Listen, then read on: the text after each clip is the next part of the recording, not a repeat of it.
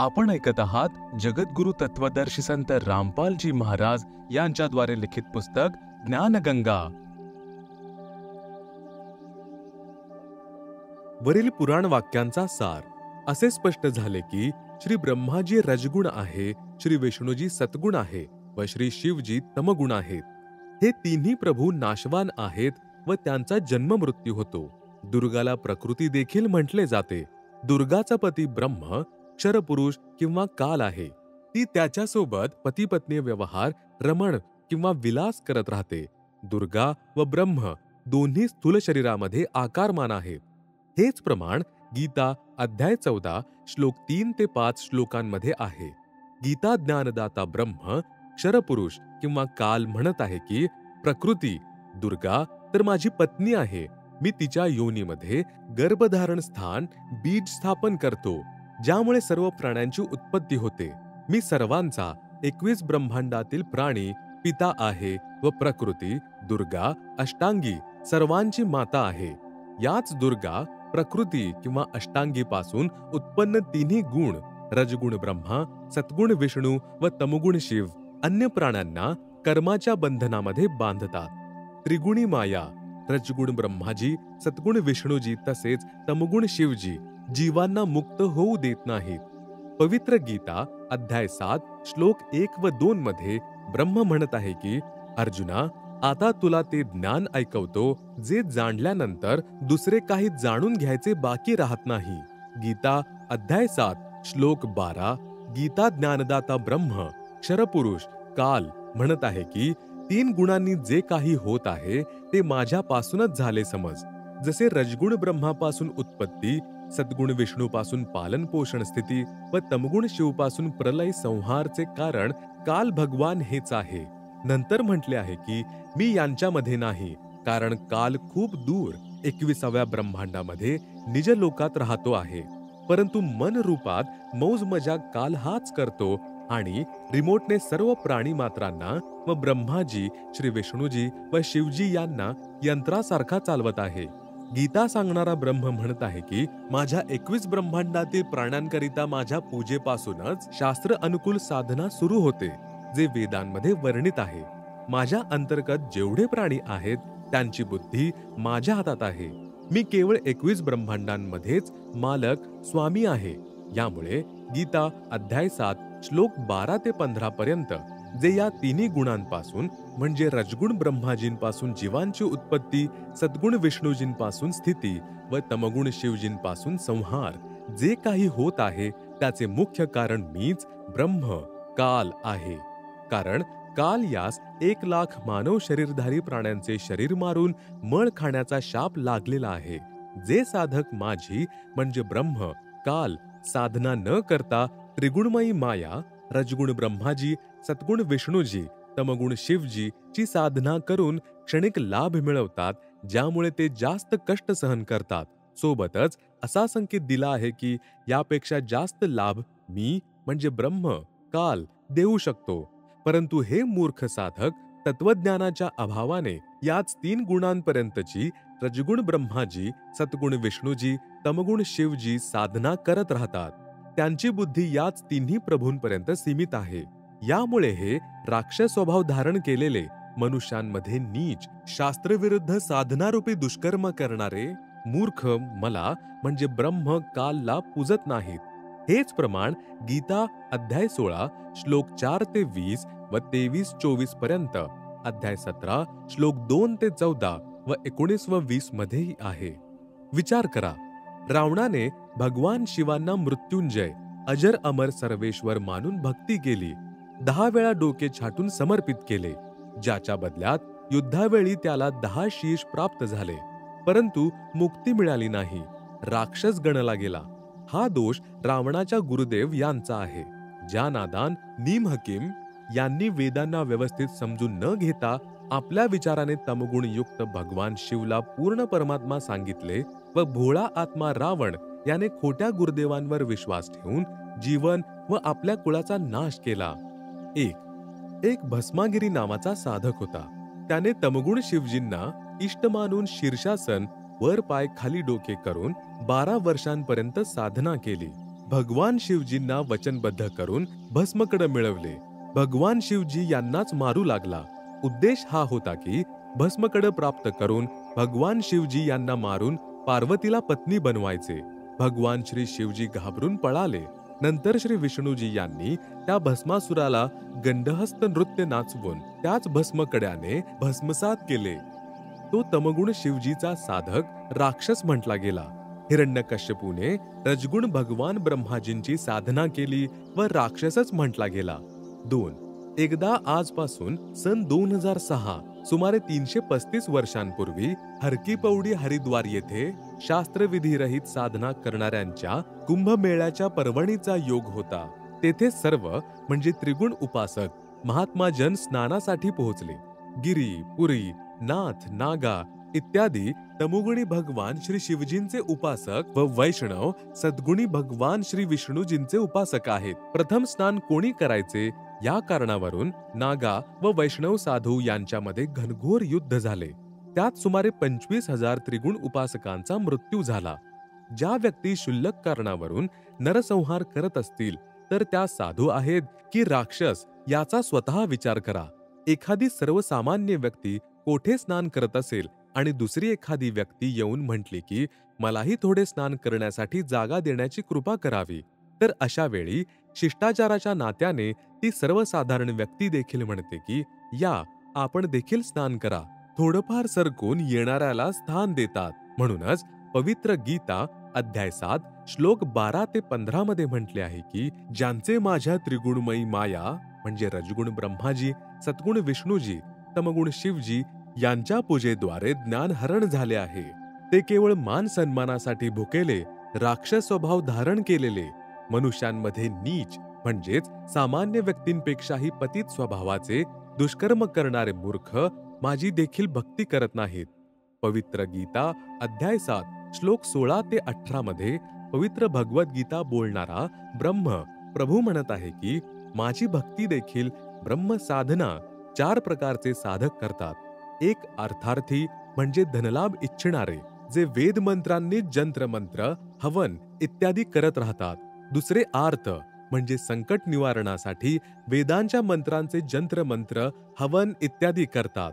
तिसरे जिज्ञासू, जे परमात्मा यांच्या ज्ञानास जाणण्याची इच्छा ठेवणारे, केवळ ज्ञानसंग्रह करून वक्ता बनतात व इतरांमध्ये ज्ञानश्रेष्ठतेच्या आधारावर उत्तम बनून, ज्ञानी बनून अभिमानामुळे भक्तिहीन होतात. आणि चौथे ज्ञानी. या साधकांना हे ज्ञान होते की मानव शरीर वारंवार मिळत नाही, त्यामुळे प्रभू साधना पूर्ण झाली नाही तर जीवन व्यर्थ होऊन जाईल. त्यानंतर वेद वाचले, ज्यामुळे याचे ज्ञान मिळाले की ब्रह्मा, विष्णू, महेश या 3 गुणांची व ब्रह्म म्हणजे क्षरपुरुष तसेच परब्रह्म म्हणजे अक्षरपुरुष यांच्याही वर जो पूर्ण ब्रह्म आहे त्याची भक्ती केली पाहिजे, इतर देवतांची नाही. त्या ज्ञानी उदार आत्म्यांना मी चांगला वाटतो व मलाही ते यासाठी चांगले वाटतात की ते 3 गुणांच्या रजगुण ब्रह्मा, सद्गुण विष्णू, तमगुण शिवजी यांच्या वर जाऊन माझी म्हणजे ब्रह्म काल साधना तरी करू लागले, जी अन्य देवतांच्या साधनेपेक्षा उत्कृष्ट आहे. परंतु वेदांमध्ये ओम नामाचा जो केवळ ब्रह्म साधनेचा मंत्र आहे त्यालाच वेद वाचणारे विद्वान आपल्या स्वतःच्याच विचार विनिमयाने पूर्ण ब्रह्मचा मंत्र समजून अनेक वर्षांपर्यंत साधना करत राहिले, पण त्यांना प्रभूची प्राप्ती झाली नाही. अन्य सिद्धी मात्र प्राप्त झाल्या. याला कारण पवित्र गीता अध्याय 4 श्लोक 34 तसेच पवित्र यजुर्वेद अध्याय 40 मंत्र 10 मध्ये वर्णन केलेली पूर्ण ब्रह्मची साधना 3 मंत्रांद्वारे सांगणारा तत्वदर्शी संत प्राप्त झाला नाही. यामुळे ज्ञानी देखील ब्रह्म म्हणजे कालची साधना करून जन्ममृत्यूच्या चक्रामध्ये फिरत राहिले. एक ज्ञानी उदारात्मा महर्षी चुणकजी यांनी वेद वाचले व एक पूर्ण प्रभूच्या भक्तीचा मंत्र ओम असा समजून याच नाम जपाने अनेक वर्षांपर्यंत साधना केली. एक मानधाता नावाचा चक्रवर्ती राजा होता. चक्रवर्ती राजा त्यास म्हणतात ज्याचे पूर्ण पृथ्वीवर शासन असेल. चक्रवर्ती होण्यापूर्वी त्याने आपल्या अंतर्गत राजांना युद्धाचे आवाहन दिले. एका घोड्याच्या गळ्यामध्ये पत्र बांधून त्याला सर्व राज्यांमध्ये फिरवले. शर्त अशी होती की ज्यास राजा मानधाता याची गुलामी स्वीकार नसेल त्याला युद्ध करावे लागेल आणि त्याने त्या घोड्याला पकडून बांधावे. परंतु कोणीच घोडा पकडला नाही. महर्षी चुणकजींना ही गोष्ट समजली की राजाला अत्यंत गर्व झालेला आहे. म्हणाला की मी या राजाच्या युद्धाचे आव्हान स्वीकारतो व युद्ध सुरू झाले. मानधाता राजाकडे 72 करोड सैन्य होते. त्यांचे 4 भाग करून एक भाग म्हणजे 18 करोड सैन्याकरवी महर्षी चुणकांवर आक्रमण केले. इकडे महर्षी चुणकजींनी आपल्या भक्ती साधनेच्या कमाईने 4 बॉम्ब बनवले व राजाच्या 4 भागात विभागलेल्या संपूर्ण सैन्याचा विनाश केला. विशेष श्री ब्रह्माजी, श्री विष्णूजी, श्री शिवजी तसेच ब्रह्म व परब्रह्म यांच्या भक्तीने पाप व पुण्य दोन्हींचे फळ भोगावे लागते. पुण्य स्वर्गात तर पाप नरकात व 84 लाख प्राण्यांच्या शरीरामध्ये अनेक यातना भोगाव्या लागतात. जसे ज्ञानी आत्मा श्री चुणकजींनी ज्या ओम नामाच्या जपाची कमाई केली त्यातील काही सिद्धिशक्ती तर 4 पुतळ्या बनवून संपवली, ज्यामुळे महर्षी म्हणवले गेले. काही साधना फळ महास्वर्गात भोगून पुन्हा नरकामध्ये जातील व पुन्हा 84 लाख प्राण्यांचे शरीर धारण करून कष्टावर कष्ट झेलेल. ज्या 72 करोड प्राण्यांचा म्हणजे सैनिकांचा संहार वचनाने केला त्याचा भोगही भोगावा लागेल. जरी कोणी शस्त्राने हत्या केलेली असो वा वचनरूपी तलवारीने, दोघांनाही समान दंड प्रभू देतो. जेव्हा महर्षी चुणकजींचा जीव कुत्र्याच्या शरीरामध्ये असेल त्याच्या डोक्यावर जखमा होतील आणि त्यात किडे बनून त्या सैनिकांचे जीव आपला प्रतिशोध घेतील. कधी टांग तुटेल, कधी मागच्या पायास अर्धांगवायू होऊन केवळ पुढील पायांवर घासून चालावे लागेल, तर कधी ऊन थंडीच्या कष्टाने असह्य पीडा नाना प्रकारे भोगाव्याच लागतील. म्हणून पवित्र गीता बोलणारा ब्रह्म काल गीता अध्याय 7 श्लोक 18 मध्ये स्वतः म्हणत आहे की हे सर्व ज्ञानी आत्मे तर उदार प्रामाणिक आहेत, परंतु पूर्ण परमात्मा यांची 3 मंत्रांची वास्तविक साधना सांगणारा तत्वदर्शी संत न मिळाल्यामुळे हे सर्वजण माझीच म्हणजे अनुत्तमाम अति अश्रेष्ठ मुक्तीच्या गती आशेमध्येच आश्रित राहिले. अर्थात माझी साधना ही अश्रेष्ठ आहे. म्हणून पवित्र गीता अध्याय 18 श्लोक 62 मध्ये म्हटले आहे की हे अर्जुन, तू सर्व भावाने त्या पूर्ण परमात्मा यांच्या शरणात जा, ज्यांच्या कृपेने तू परम शांती व सनातन परमधाम सतलोकास प्राप्त होशील. पवित्र गीताजीमध्ये श्रीकृष्णजींच्या शरीरामध्ये प्रेतवत प्रवेश करून ब्रह्म म्हणजे कालने सांगितले. त्यानंतर अनेक वर्षांनंतर पवित्र गीता व पवित्र 4ही वेद महर्षी व्यासजींच्या शरीरामध्ये प्रेतवत प्रवेश करून स्वतः ब्रह्म म्हणजे क्षरपुरुषद्वारे स्वतः लिपिबद्ध केले आहे. यामध्ये परमात्मा कसा आहे, त्याची भक्ती कशी करायची व काय लाभ होईल ज्ञानाचे पूर्णपणे वर्णन आहे. परंतु पूजाविधी केवळ ब्रह्म म्हणजे क्षरपुरुष अर्थात ज्योती निरंजन कालपर्यंतचीच आहे. पूर्ण ब्रह्मच्या भक्तीसाठी पवित्र गीता अध्याय 4 श्लोक 34 मध्ये पवित्र गीता बोलणारा ब्रह्म स्वतः म्हणत आहे की पूर्ण परमात्मा यांच्या भक्ती व प्राप्तीसाठी एखाद्या तत्वज्ञानी संताचा शोध घेऊन जसे तो विधी सांगेल तसे कर. पवित्र गीता बोलणारा प्रभू सांगत आहे की पूर्ण परमात्मा यांचे पूर्ण ज्ञान व भक्ती विधी मला माहित नाही. आपल्या साधनेविषयी गीता अध्याय 8 श्लोक 13 मध्ये म्हटले आहे की माझ्या भक्तीचा तर केवळ एक ओम अक्षर मंत्र आहे, ज्याचा उच्चार करून अंतिम श्वासापर्यंत त्यजन देहम जप करण्याने माझ्या परमगतीला प्राप्त होशील. नंतर गीता अध्याय 7 श्लोक 18 मध्ये म्हटले आहे की ज्या प्रभूची आस असणाऱ्या आत्म्यांना तत्वदर्शी संत नाही भेटला, जो पूर्ण ब्रह्मची साधना जाणतो, ज्यामुळे ते उदारात्मे माझ्या म्हणजे अनुत्तमाम अति अनुत्तम परमगतीमध्येच आश्रित आहेत. पवित्र गीता बोलणारा प्रभू स्वतः म्हणत आहे की माझ्या साधनेने मिळणारी गती अर्थात मुक्ती देखील अति अश्रेष्ठ आहे. अन्य देवता रजगुण ब्रह्माजी, सत्गुण विष्णूजी, तमगुण शिवजी यांची पूजा अज्ञानीच करतात. अध्याय 7च्या श्लोक 20 मध्ये म्हटले आहे की ज्याचा संबंध अध्याय 7च्या श्लोक 15शी सतत येतो. श्लोक 15 मध्ये म्हटले आहे की त्रिगुणमयी माया जी रजगुण ब्रह्माजी, सत्गुण विष्णूजी, तमगुण शिवजी यांच्या पूजेपर्यंत सीमित आहे व त्यांच्यापासून मिळणाऱ्या क्षणिक सुखाच्या द्वारे ज्यांचे ज्ञान हरण केले गेले आहे, अशा असुर स्वभाव धारण केलेले नीच व्यक्ती दुष्कर्म करणारे मूर्ख मला भजत नाहीत. अध्याय 7 श्लोक 20 मध्ये म्हटले आहे की त्या भोगांच्या कामनेमुळे ज्यांचे ज्ञान हरण केलेले आहे ते आपल्या स्वभावाप्रमाणे प्रेरित होऊन अज्ञान अंधकाराच्या नियमांच्या आश्रित असणाऱ्या अन्य देवतांची पूजा करतात. अध्याय 7च्या श्लोक 21 मध्ये म्हटले आहे की जे भक्त ज्या देवतेच्या स्वरूपाची श्रद्धेने पूजा करू इच्छितात त्या भक्ताची श्रद्धा मी त्या देवतांच्या प्रती स्थिर करतो. अध्याय 7 श्लोक 22 मध्ये म्हटले आहे की जो भक्त ज्या श्रद्धेने एखाद्या देवतेची पूजा करतो त्यामुळे त्या देवतेपासून माझ्याद्वारेच विधित केलेल्या इच्छित भोगांना तो प्राप्त करतो.